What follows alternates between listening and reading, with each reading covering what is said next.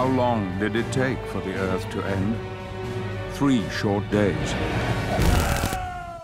So I've been making games for about 20 years. I've worked on just about every platform since the Game Boy. It almost shows my age if I say I've probably worked on about 120 games. Mike has an amazing grasp of old school gameplay and a massive love of that core gameplay. We have 3 studios, 2 in Canada, 1 here over in the States, over in Emeryville, and we work on a lot of boutique type games. Paramount gave us the opportunity to work on pretty much any game we wanted to in the Paramount catalog. Immediately the game that jumped out was War of the Worlds. We talked to them a little bit about the ideas and some thoughts we had about it, but ultimately we settled on would not be the Spielberg movie and not be the 1953 movie, but something that was a little bit in between and something that could be our own. That this guy is in the middle of London, this dead London, and all he has is himself, and it's a very personal story even though there's this massive story happening around it. We chose to go with 2D for War of the Worlds. We could have easily done a 3D side-scrolling game, but ultimately when we started this game, we were thinking something along the lines of a 16-bit Genesis-style game. A lot of the games that inspired this whole look and feel were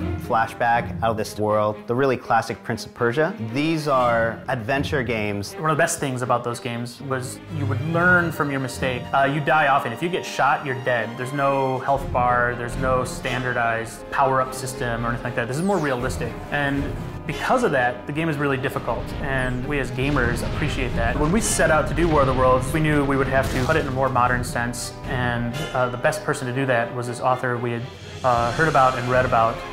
His name's Chris Fowler. I've read everything he's ever done, and I really didn't trust anybody else to write our War of the Worlds story in London.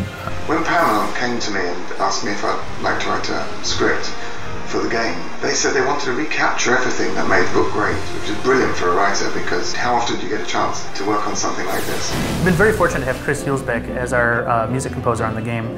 I grew up with the Commodore 64, and some of my favorite music on that system came from Chris. So very early on, Paramount decided that they wanted to go with real-life orchestra on this project, and so we found an orchestra in Macedonia. It was a funny day when everybody's like picking their favorite person to narrate, and it pretty much across the board was Patrick Stewart. We were very lucky that he said yes, and it was amazing working with him. He's such a talented person. Slight nuances in his voice can change the meaning in incredible ways I never realized that could happen. Just as I had watched amoeba moving about on my microscope slide, so the Martians saw us. My favorite part about War of the Worlds has actually been watching the visual style come together. The first hour of this game, the way we take you from a guy on a train and put him into the middle of hell on earth. I couldn't be happier with the way it looks and feels and the colors we've chosen for the game. But even more so than that is watching people actually play the game and identify that as one of the most distinguishing things about War of the Worlds.